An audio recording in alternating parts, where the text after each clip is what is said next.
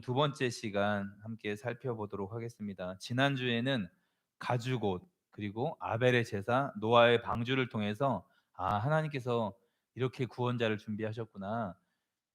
동물의 피로 인해서 우리에게 입혀주시는 가죽을 입혀주셨던 것처럼 하나님 앞에 스스로 나아갈 수 없을 때 덧입혀주시는 어떤 은혜가 있겠구나. 그래서 세례를 받은 자는 예수님으로 옷 입었다, 이런 표현들을 한번 살펴보았습니다. 노아의 방주를 통해서 구원은 하나님의 절대 주권이고 은혜였구나 라는 것들을 살펴보았습니다. 오늘은 유월절을 중심으로 또 성경에 나타난 십자가의 복음, 우리 복음을 설명할 때 이 구원 사건을 이해하는 데 있어서 유월절 사건만큼 정확하게 표현한 것이 없습니다. 그래서 이 유월절 사건을 오늘 한번 살펴보겠는데요.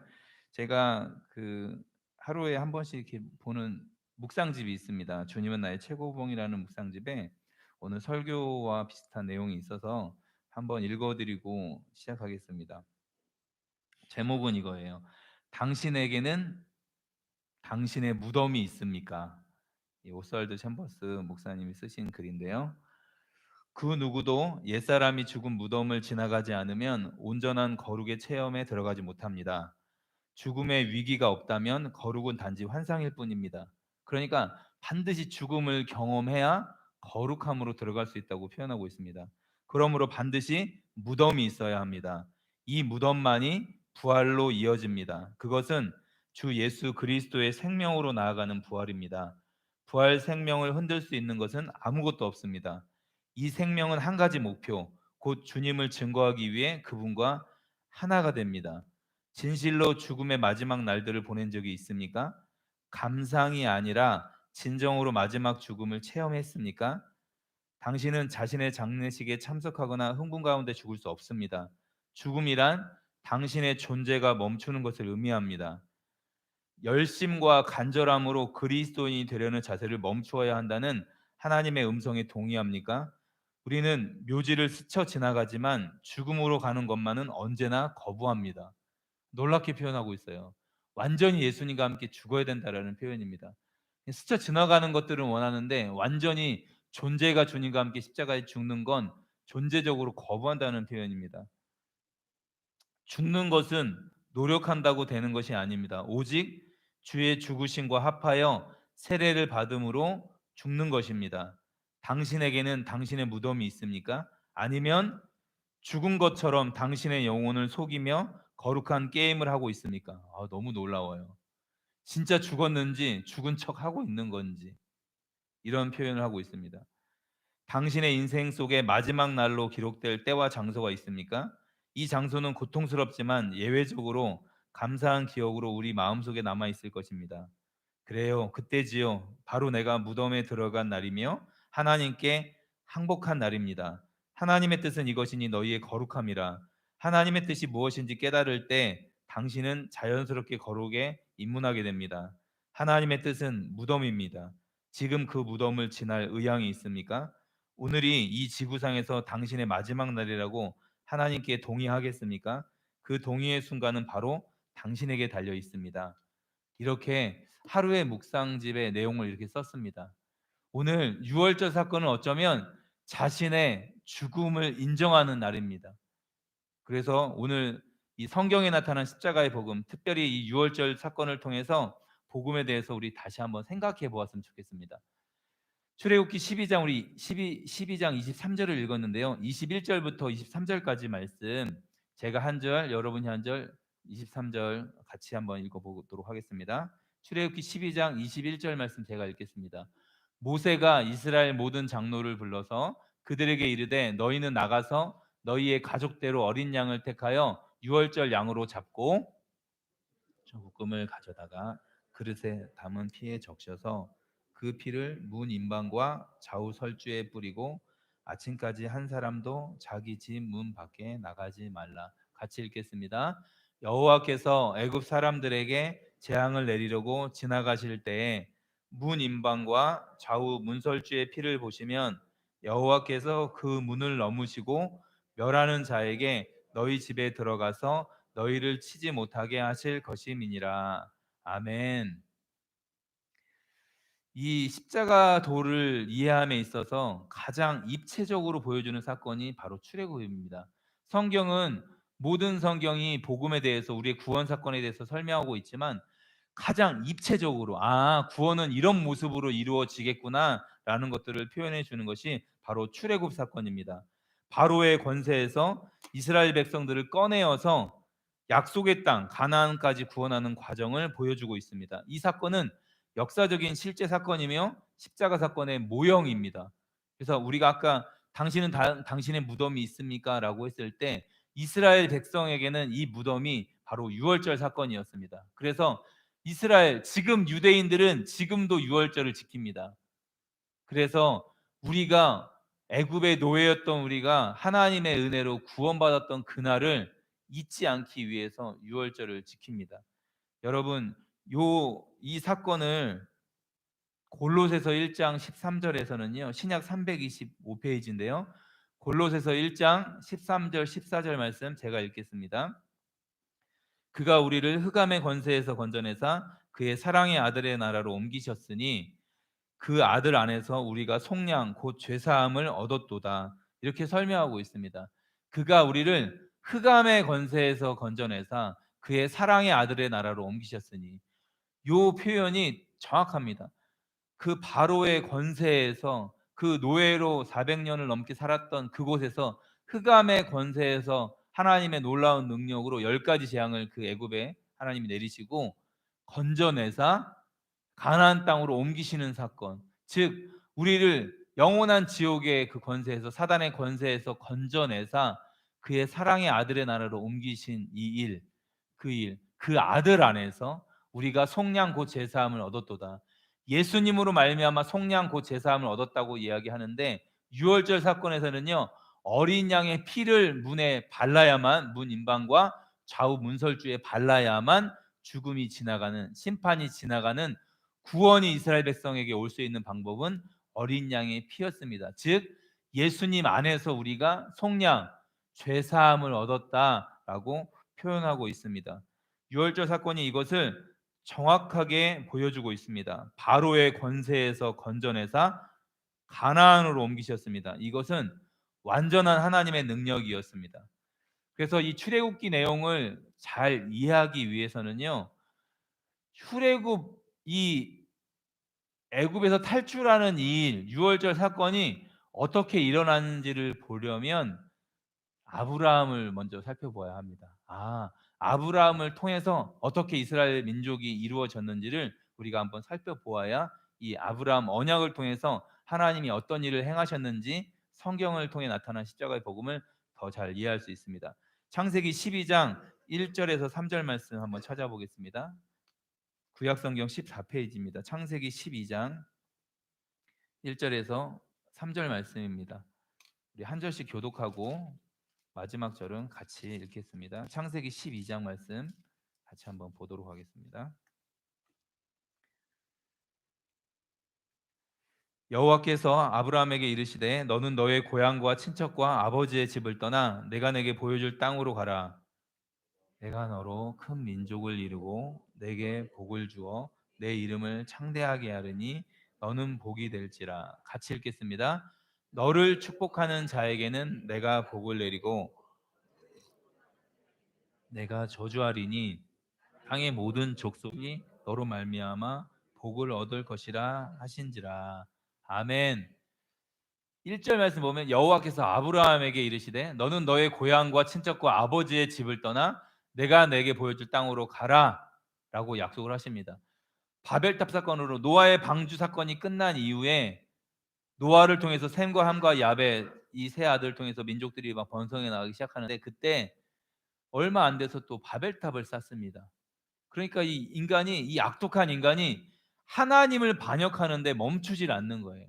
노아의 때 죄악이 관영했잖아요, 온 세상에. 그래서 하나님이 심판 속에 그 구원을 행하셨는데 또 이 언어가 하나이니까 바벨탑을 쌓으면서 하늘 꼭대기 끝까지 쌓으려고 했을 때 하나님이 언어를 그때 흩으셨습니다.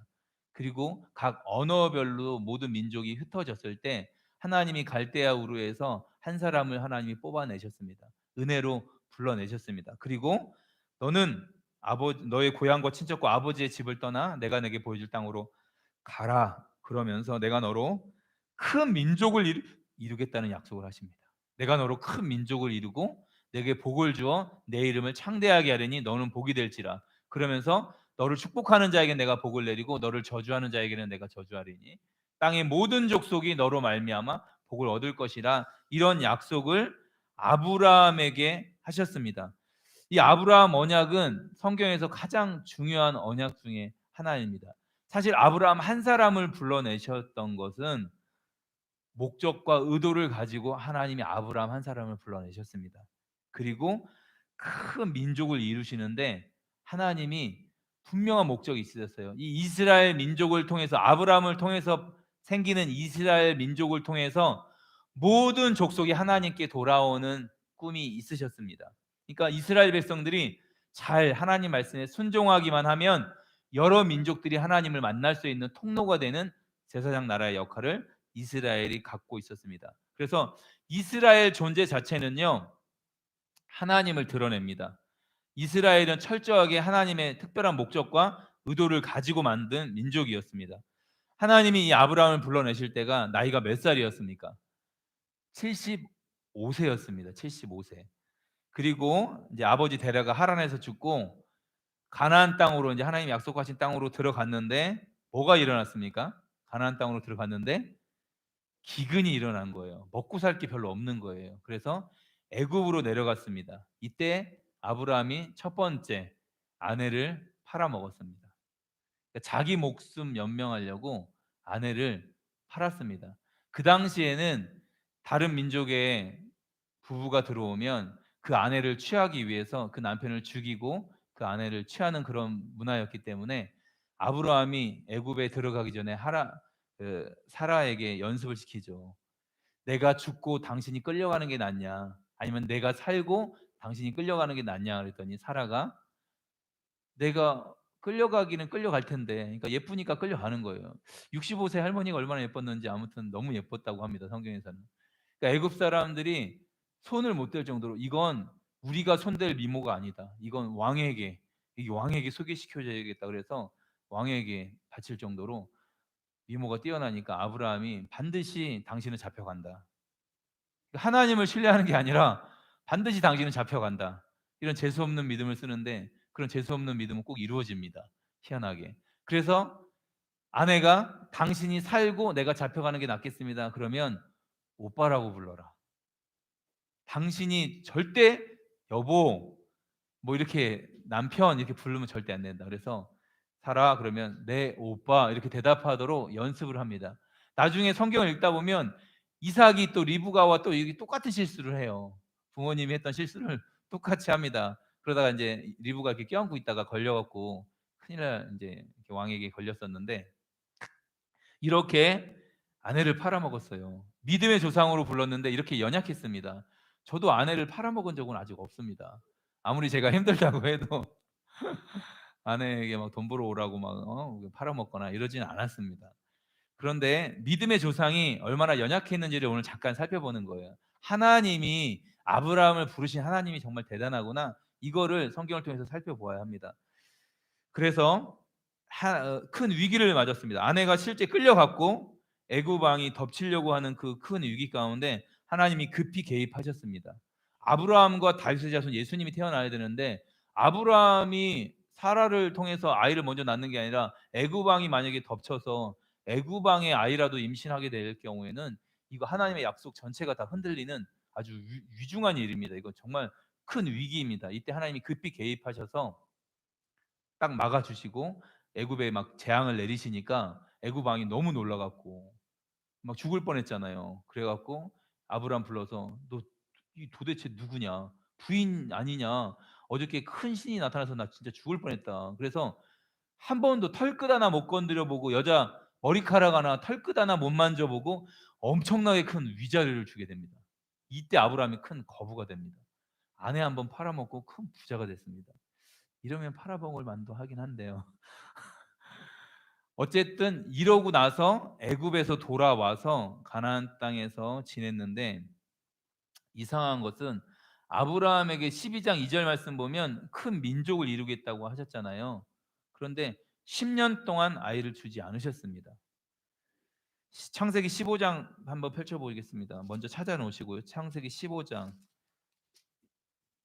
1절 말씀 보면 이후에 여호와의 말씀이 환상 중에 아브라함에게 임하여 이르시되 아브라함아 두려워하지 말라 나는 내 방패요 너의 지극히 큰 상급이니라.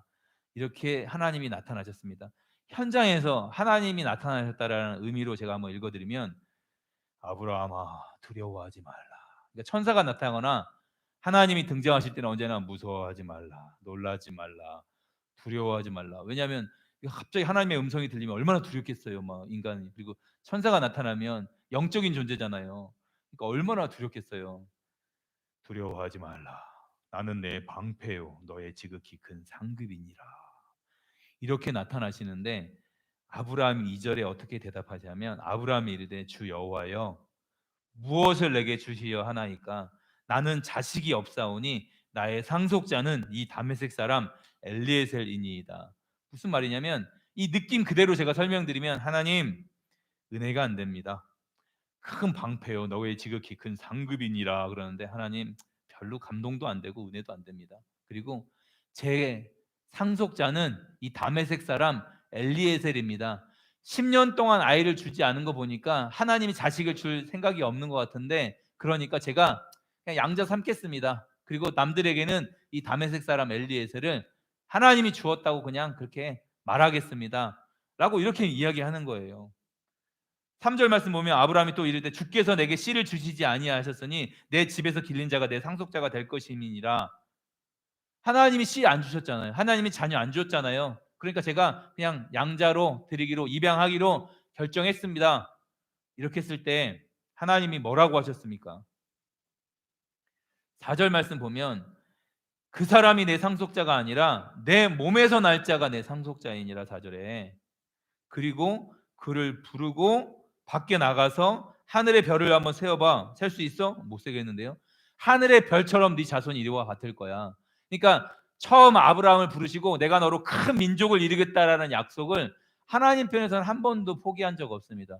이 약속은 영원한 약속입니다. 그런데 아브라함이 지금 흔들리는 거예요. 10년 동안 아이를 주지 않으니까 그냥 다메섹 사람 엘리에셀을 그냥 양자로 삼기로 마음에 결정을 했습니다. 15장 4절 읽었는데요. 우리 5절 말씀 같이 한번 5절 6절 말씀 같이 한번 읽겠습니다. 15장 4 5절 6절 말씀 시작. 그를 이끌고 밖으로 나가 이르시되 하늘을 우러러 무뼈를 셀 수 있나 보라. 내 자손이 이와 같으리라. 아브라함이 여호와를 믿으니 여호와께서 이를 그의 의로 여기시고 아멘. 종교개혁의 큰 주제였던 오직 믿음으로 성경으로 돌아가자 오직 하나님께 영광 오직 예수 그리스도 이런 것이 종교개혁의 가치였는데 자 여기서 가장 중요한 믿음으로 구원을 받는 교리가 처음 등장하는 장면이 창세기 15장 6절 말씀입니다. 아브라함이 여호와를 믿으니 이를 그의 의로 여기시고 가장 중요한 기독교의 교리 즉 이신칭의 믿음으로써 의롭다 칭하심을 얻는다.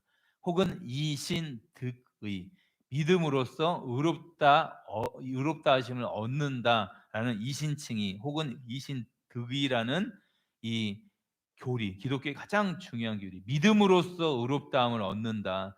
의롭다 칭함을 받는다라는 교리가 여기서 나왔습니다. 야, 별 셀 수 있어?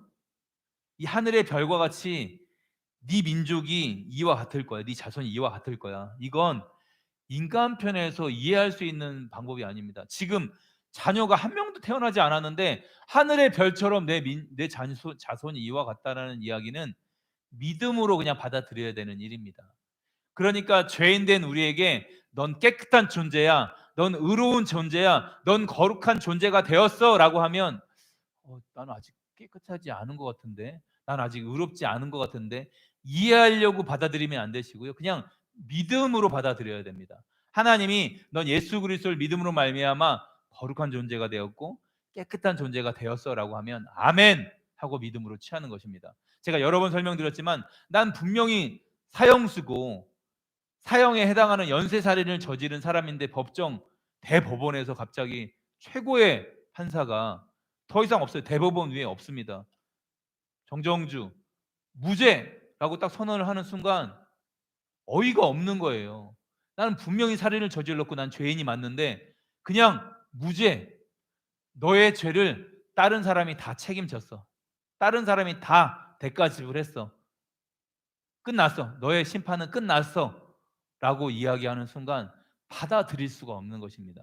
그런데 이거는 믿음으로만 받을 수 있는 일입니다.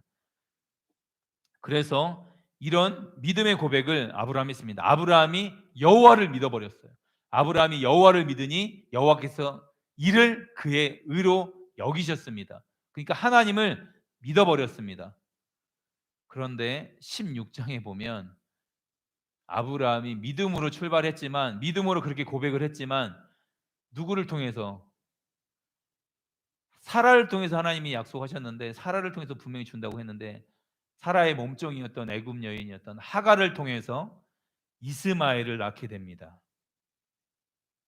그리고 나서 성경에 보면 13년 동안 한 번도 나타나지 않으세요. 16장에 하갈을 통해서 이스마엘을 낳는 이야기를 하고 나서 16장 16절 말씀 보세요. 하갈이 아브라함에게 이스마엘을 낳았을 때는 아브라함이 86세였더라. 그러니까 믿음으로 출발한 지 11년 만에 겨우 얻은 게 몸종을 통해서 이스마엘을 낳았습니다. 그리고 17장 1절에 아브라함이 99세 때 여호와께서 나타나서, 그러니까 13년 동안 아무런 기사가 없습니다, 성경에. 그러니까 믿음으로 고백을 했는데 넘어졌어요.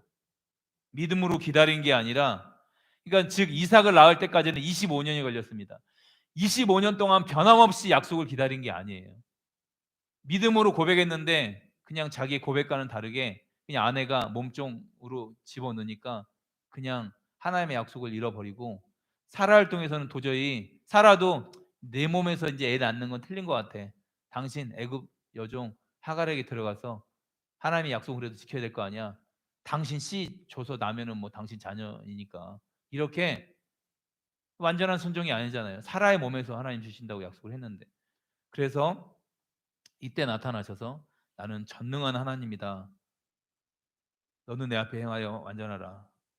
그러면서 이름을 바꿔주십니다. 이름. 아브람에서 아브라함으로 이름을 바꿔주십니다. 그러니까 아브람, 사레, 그때가 이름이 사레였어요. 근데 아브라함 그리고 사라로 이름을 바꿔주시는데 뜻은 뭐냐면 그냥 아브람, 사레는 큰 엄마, 이 우리 가족의 큰 아버지, 큰 어머니 이런 뜻이었는데 바꾼 이름은 열국의 아비, 열국의 어미였어요. 그러니까 온 열방의 아버지, 온 열방의 모든 민족의 어머니라고 이름을 바꿔주신 거예요. 그 자녀는 안 주시는데 이름을 먼저 바꿔버리셨습니다. 그리고 할례를 행하게 하셨습니다. 그리고 사라를 통해서 아들을 낳을 것이라고 약속을 하나님이 말씀을 하시는 순간 아브라함이 엎드려서 비웃으면서 하나님께 이렇게 말했습니다. 이스마엘이나 살기를 원합니다. 하나님 앞에서 이스마엘이나 살기를 원합니다. 그 13살 된 아들이나 살기를 원하지, 무슨 사라가 지금 나이가 90세인데 무슨 자녀가 사라에게 나올 수 있겠냐고 비웃었습니다. 새 천사가 아브라함을 방문했을 때도 사라가 장막밖에서 내년 이맘때 사라에게 아이가 있으리라 그러니까 사라도 비웃었습니다. 하나님이 그래서 야, 이름을 웃음이로 지어라. 김웃음 이렇게 지은 거예요. 그러니까 이삭이라는 이름이 히브리어 이츠하크, 그러니까 웃음이라는 뜻입니다. 그러니까 하나님을 비웃었는데 비웃었던 그걸 그냥 이름으로 하나님 주신 거예요. 하나님의 약속은 변함없는데 아브라함과 사라는 이렇게 믿지 못합니다. 아브라함과 사라는 연약했지만 하나님의 언약은 변함없이 신실했습니다. 하나님께서 아브라함을 통해서 큰 민족을 이루겠다는 약속은 변함이 없으셨습니다. 그러니까 아브라함이 어떻게 무너지든 연약하든 상관없이 하나님은 하나님의 일을 하시는 거예요. 하나님의 절대 주권으로 이 약속을 이루어가고 계십니다. 창세기 21장 말씀 보겠습니다. 구약 26페이지인데요. 좀 넘기셔서 창세기 21장 1절 2절 말씀 같이 한번 읽어보겠습니다. 창세기 21장 1절 2절 말씀. 같이 한번 읽겠습니다. 창세기 21장 1절 2절입니다. 시작. 여호와께서 말씀하신 대로 사라를 돌보셨고 여호와께서 말씀하신 대로 사라에게 행하셨으므로 사라가 임신하고 하나님이 말씀하신 시기가 되어 노년의 아브라함에게 아들을 낳으니. 아멘. 25년 만에 75세에 부르셔서 25년 만에 100세에 아들을 주십니다. 1절 말씀 보면 여호와께서 말씀하신 대로 사라를 돌보셨고 여호와께서 말씀하신 대로 사라에게 행하셨으므로 사라가 임신하고 여성의 생리가 끝났는데 임신할 수 있는 모든 가능성이 끊겨진 이 여인이 임신을 하게 되었습니다.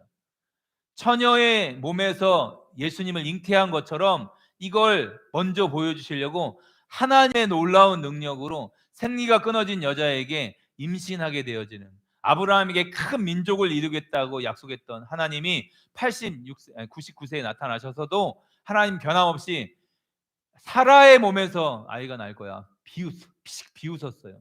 하나님은 인간의 연약함과 비웃음과 무너짐과 상관없이 하나님은 하나님의 일을 하십니다. 할렐루야. 하나님은 약속하신 대로 그 약속을 반드시 이루어 가십니다. 할렐루야. 하나님이 저에게 워널드 교회에 오게 하시면서 내가 알지 못하는 크고 은밀한 일을 내게 보이리라 약속을 해주셨습니다. 제가 여러 번 말씀드렸지만 예레미야 33장 2, 3절 말씀으로 기도하고 있는데, 그러면 제가 하나님께 할 수 있는 건 너는 내게 부르짖으라. 이거를 일을 지어서 성취하시는 분은 하나님이시라고 하는데, 그럼 워널드 교회 가운데 크고 은밀한 일, 크고 비밀한 일, 그런 위대한 일을 기대하고 있으면 되는 거예요. 그리고 그 일들이 일어나면 하나님이 정말 이 약속을 하셨구나. 이게 5년이 지나도 10년이 지나도 이 약속은 변함없기 때문에 그 약속을 붙들고 기도하는 것입니다. 할렐루야. 여러분의 가정의 약속의 말씀, 그리고 자녀에 대한 약속의 말씀, 배우자를 위한 약속의 말씀을 붙들고 기도하는 게 그래서 중요합니다. 우리는 연약하고 우리는 때로 그 약속을 잃어버리지만 하나님께서는 그 약속을 반드시 행하시고 지키십니다. 그래서 사라가 임신하고 하나님이 말씀하신 시기가 이때인 거예요. 인간의 가능성이 다 끝난 이때에 하나님이 아이를 주시려고 하나님이 이때까지 기다리셨습니다. 하나님이 정확한 카이로스, 하나님의 때에 노년의 아브라함에게 아들을 낳게 하셨습니다. 하나님의 약속은 반드시 이루어집니다. 하나님의 말씀은 반드시 이루어집니다. 그래서 여러분들이 연초에 뽑았던 그 약속의 말씀은 한 해 동안 기도하는 거예요. 그 말씀을 이루어 달라고. 그 말씀이 예배에 대한 말씀이면, 그 말씀이 감사에 대한 말씀이면, 감사할 수 없는 상황이 우리에게 닥쳐올지라도 감사의 약속의 말씀을 붙들고 그냥 미리 감사해 버리는 거예요. 하나님, 항상 기뻐하고 쉬지 않고 기도하고 범사에 감사하겠습니다. 모든 일에 감사하겠습니다. 불행한 일이 다가와도 감사로 하나님께 올려드리는 거예요. 그러면 그 불행한 상황 속에서 하나님이 감사를 넘치게 하실 것입니다. 할렐루야. 우리의 심령의 감사가 넘치게 하실 것입니다. 그렇게 해서 이삭을 낳았는데 이삭은 40살에 결혼합니다. 40세에 결혼해서 이삭도 똑같이 애가 안 나와요. 20년 만에 겨우 60세에 애를 낳았는데 쌍둥이를 낳았습니다. 누구 낳았죠? 에서와 야곱을 낳았습니다. 에서는 또 육체파가 돼서 부모님이 원하지 않는, 원래 자기 민족하고 결혼해야 되는데 육체파, 막 멋지고 막 털이 많고 그러니까 인기가 많아서 다른 민족 여자들하고 막 결혼해서 하나님의 약속에 그냥 제껴집니다. 그 장자권 이런 거에 별 관심도 없었어요. 그냥 오직 자기 몸 바꾸고 세상에서 힘자랑하고 막 이런 것에만 관심이 있었던, 어떻게 보면 가인의 그런 계열로 가버렸습니다. 전혀 하나님의 약속과는 무관한 채로. 이때 야곱이 하나님의 약속에 들어와서 그 장자권을 취하고, 야곱도 진짜 성경에 보면 참 되게 편집증 환자 같은, 하나에 딱 꽂히면 하나밖에 보지 않는, 야곱은 오직 라헬만 사랑합니다. 부인이 4명 있었는데 라헬만 사랑해요. 한 명 있는 것도 힘든데 4명이잖아요 부인이. 그리고 저녁마다 얼마나 그게 치열하겠어요.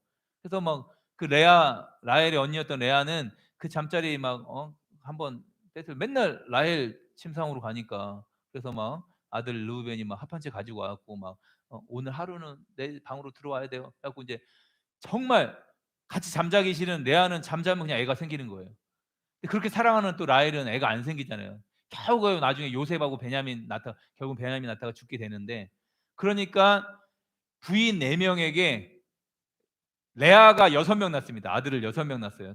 딸 이제 디나까지 낳아서 이렇게 낳았는데 몸종들이 이제 2명씩 낳고 라헬이 2명. 그러니까 뭐 애를 많이 낳는 건 아니에요. 제가 아는 선교사님은 애를 9명 낳으셨어요. 지금도. 예. 어떤 선교사님은 8명을 낳으셨는데 아직도 30대라 낳을 가능성이 막 있어요. 막 이렇게 살고 있는 사람들이 주변에 있어요. 그러니까 아이가 잘 나오는 집안이 아니에요. 아브라함은 겨우 이제 100세 이삭을 얻고, 그러니까 이삭을 낳고 난 후에 이제 아내 죽고 나서 이제 또 뭐 후처를 얻어서 이제 아이를 낳긴 했지만 대단해요. 100세가 넘으셔서 그렇게 막 자녀를 막 출산을 하셨는데, 어쨌든 이삭을 통해서는 손주라고는 2명 딸랑이 있었습니다. 2명.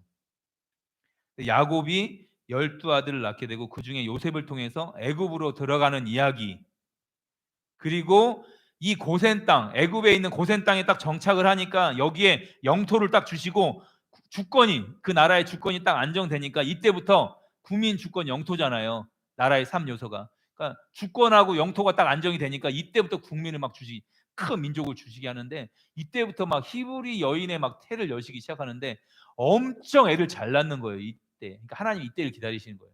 그러니까 애굽 사람들이 너무나 놀랬습니다. 그러니까 너무 아이가 많아지니까 애굽 왕이 남자를, 태어나면 남자아이 다 죽이라고. 왜냐하면 이 민족이 다 우리 민족을 다 집어삼킬 것 같으니까. 이러면서 고통스럽게 기도하는데 하나님이 모세를 준비시키셔서 40세 왕자 때 하나님 부르신 게 아니라 80세가 됐을 때, 목동이었고 완전 무능한 존재였을 때, 완전 그 80세가 됐을 때 그냥 목동을 하면서 모세에게는 그곳이 아마 무덤이었을 것 같아요. 나는 아무것도 할 수 없는 존재구나. 그 무덤을 인정한 그곳. 그래서 하나님이 가라. 네 민족을 이제 구원해낼 때가 지금이다라고 했을 때 전 못 갑니다. 저 아무것도 할 수 없습니다라고 자기 존재에 대한 완전한 절망을 찍었던 그 무덤이 바로 광야였던 것 같습니다. 그 80세에 무능할 때 하나님 부르셨습니다. 그리고 하나님이 야 지팡이 던져 그랬더니 뱀이 되는 거예요. 잡어 그랬더니 다시 지팡이가 되는 거예요. 손 넣어 품에 넣었더니 빼 나병이 막 생기는 거예요. 한센병이. 집어넣어 빼 없어진 거예요. 하나님 뭐냐면 야 너는 순종만 해. 너의 실력이나 너의 무능함으로 하겠다는 게 아니라 나 하나님이 너를 통해서 그냥 너를 쓰겠다는 거야. 너는 순종만 해. 이거를 하나님이 알려주셨어요. 그래도 안 간대요. 이렇게 기적을 보여주시는데도. 그래서 저를 말이 둔합니다. 그러니까 말 잘하는 아론이 있지 않냐. 너보다 3살 많은 형 아론을 붙여줄 테니까 같이 가라고 가서 열장을 막 선포합니다. 애굽왕에 가갖고 피, 개, 이파, 피, 개구리, 이파리, 악질, 독종, 우박, 메뚜기, 흑암, 이때까지 9번째 재앙이 막 애굽에 막 난리가 났습니다. 이 재앙이 막 몰아치는데도 애굽 왕 마음이 강팍해져서 안 보내다가 마지막 10번째 재앙, 바로 유월절 이 사건. 애굽에 있는 모든 신을 다 심판하시고, 그리고 동물이든 감옥에 있는 사람이든 왕이든 첫째 아들은 다 죽게 되어지는 이 일을 하나님이 시행하셨습니다. 이때 이스라엘, 고센 땅에 살고 있었던 이스라엘 백성들도 애굽 사람들과 다를 바 없는 죄인이었기 때문에 이 심판을 당할 수밖에 없습니다. 이때 하나님은 복음을 전하십니다. 유월절을 믿음으로 집행하라. 양에게 일어날 일이 너에게 일어날 일인 것이다. 그리고 이 양은 언젠가 오실 여자의 후손을 나타내시는 것이다. 여호와 예수님을 나타내는 거죠. 오늘 말씀 같이 한번 다시 읽어보겠습니다. 출애굽기 12장. 이때 모세가 이스라엘 모든 장로를 불러서, 출애굽기 12장 21절에서 23절입니다. 그들에게 이르되 너희는 나가서 너희의 가족대로 어린 양을 택하여 유월절 양으로 잡고 우슬조 묶음을 가져다가 그릇에 담은 피에 적셔서 그 피를 문 인방과 좌우설주에, 그러니까 이 우슬초로 적셔서 피를 적셔서 뿌리라고 합니다. 문에. 아침까지 한 사람도 집 문 밖에 나가지 말라고 하나님이 이야기하고 나서 여호와께서 애굽 사람들에게 재앙을 내리려고 지나가실 때에 문 인방과 좌우 문설주의 피를 보시면 여호와께서 그 문을 넘으시고, 이 넘으시고라는 히브리어가 뜻이 뭐냐면 뛰놀다, 뛰어넘다, 그러니까 지나가신다는 뜻이에요. 그러니까 유월절, 영어로는 패스오버, 지나가다. 그 피를 보고 뛰어 넘어가시는 거예요. 뛰노는 걸 이런 표현할 때 이 구약의 이 원어를 사용을 합니다. 그 문을 넘어가십니다. 피를 보시는 순간 이 집의 심판은 끝났다라고 인정해 주는 거예요. 그러니까 그 양을 잡을 때, 양의 피를 낼 때 양의 죽음은 곧 나의 죽음이 되는 것입니다. 이곳이 나의 무덤이 되는 것입니다. 이 6월절 이때가 나의 정확한 무덤이 되는 것입니다. 나는 죽었구나. 난 여기서 끝났구나. 그러면 이제는 그 양을 또 잡아 먹어야 됩니다. 구워서 무교병과 함께 쓴나물과 함께 급히 먹어야 됩니다. 허리에 띠를 띠고 서서 신발을 신고. 그리고 일주일 동안 이제 무교제를 지내게 되는데 어떤 유교물도 첨가할 수 없어요. 누룩 같은 거 넣을 수 없어요. 그냥 일주일 동안 무교병만 먹어야 됩니다. 이때 이 양을 먹으면서 결국은 이제는 내 생명이 아니라 이 양의 생명으로 살아간다라는 믿음의 표현인 것입니다. 그 문을 넘으시고 멸하는 자에게 너희 집에 들어가서 너희를 치지 못하게 하실 것임이니라. 여기서 심판 속의 구원이 어떻게 이루어지는지를 하나님이 보여주고 있습니다. 노아의 홍수 때도 심판 속의 이 방주에 믿음으로 올라타게 되면 구원을 얻는 것들을 보여주셨던 것처럼 완전한 심판 속에 하나님의 구원이 어떻게 이루어지는지. 하나님의 심판은 공의의 심판입니다. 누구도 이 공의를 피해갈 수 없습니다. 이스라엘 백성들도 죄인이니까 이 심판을 받아야 하는데 하나님이 이스라엘 백성들을 뽑아내기 위해서 큰 민족을 이루어서 가나안 땅으로 들여보내셔야 되니까 이 이스라엘 백성들을 하나도 다치지 않고 꺼내기 위해서 대신 죽어주는 이 대속의 심판을 예비시켜 주셨습니다. 십자가 도를 이해할 때 가장 입체적으로 보여주는 게 이 사건입니다. 우리는 신자나 불신자나 똑같은 죄인이기 때문에 하나님의 심판을 피할 수 없습니다. 죄의 값은 사망입니다. 영원한 지옥입니다. 우리도 지옥을 면할 수 있는 방법이 없습니다. 그런데 우리가 하나님의 심판을 직접 받으면 우리도 다 지옥이기 때문에 대신 죽어주는, 어린 양이 대신 잡혔던 것처럼 예수님이 십자가에 대신 죽어주는 그 죽음이 곧 나의 죽음으로 하나님이 인정하는 겁니다. 믿는 자에게는. 예수님을 믿는 자에게는 예수님 죽었을 때 내가 죽은 것이구나. 예수님은 죄가 없기 때문에 죽을 이유가 없습니다. 어린 양이 왜 희생을 합니까? 어린 양은 이스라엘 백성을 살리기 위해서 희생되는 것뿐이에요. 제물로 바쳐지는 것뿐입니다. 바로의 권세에서 이스라엘 백성들을 끄집어내어서 털끝 하나 다치지 않고 약속의 땅으로 구원하는 과정이 역사적 사건이었던 것처럼 이 죄의 권세에서 하나님 우리를 뽑아내셔서 하나님의 영원한 나라로 천국으로 털끝 하나 다치지 않고 인도하는 과정이 우리가 지금 믿고 있는 복음을 통한 구원 사건입니다. 할렐루야. 이 출애굽 사건하고 똑같은 거예요. 이 형태가, 이 모양이.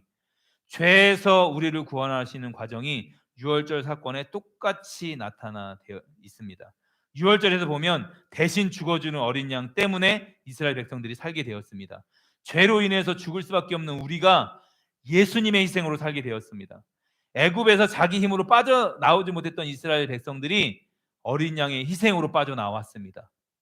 죄와 죽음에서 결코 빠져나올 수 없는 우리가 어린 양 예수 그리스도의 희생으로 말미암아 죄에서 빠져나오게 되었고 죽음에서 이제는 영원한 생명으로 살게 되었습니다.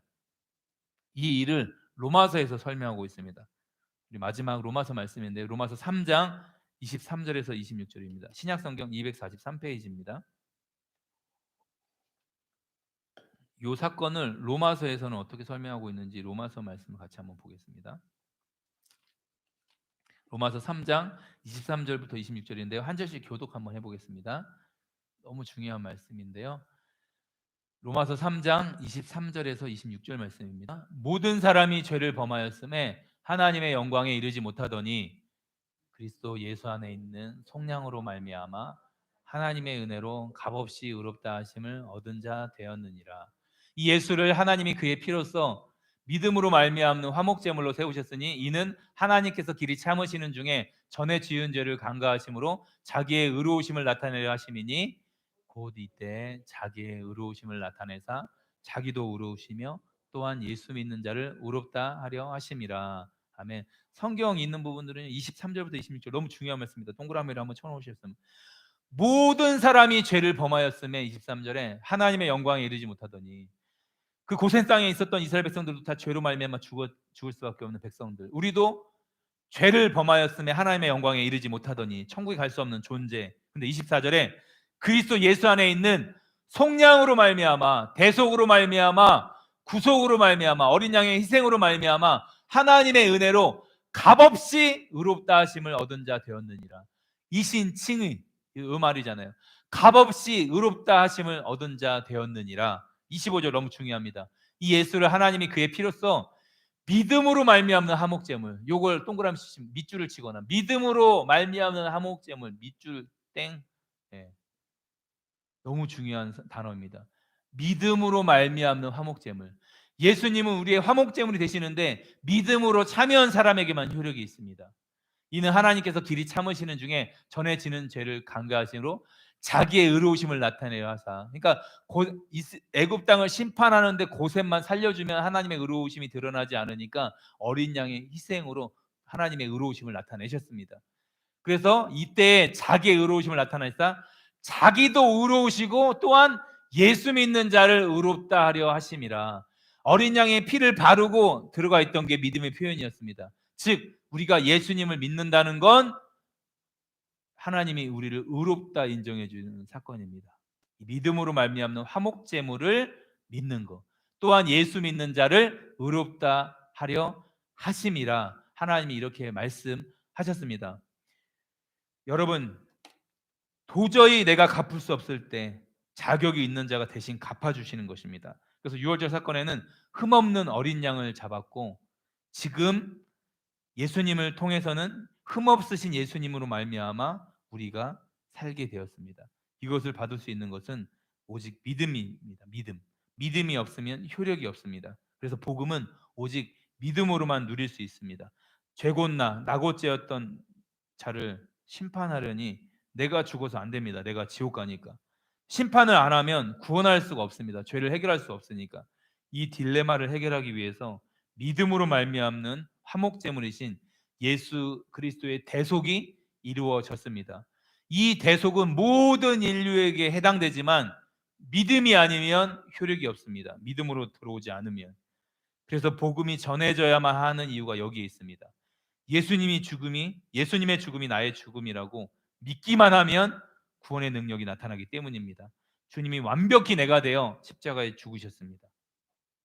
그리고 부활하셔서 나의 모든 저주와 죽음을 가져가셨습니다.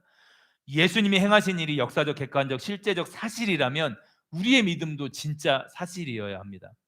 그렇다면 여러분 언제 나의 존재의 죽음을 믿음으로 화합했는가? 이 병든 자아가, 이 옛자아가, 이 육신이 예수님과 함께 십자가에 죽은 게 언제인지를 지금 물어보는 것입니다. 당신의 무덤은 언제였습니까? 십자가는 죽음 없이 통과할 수 없습니다.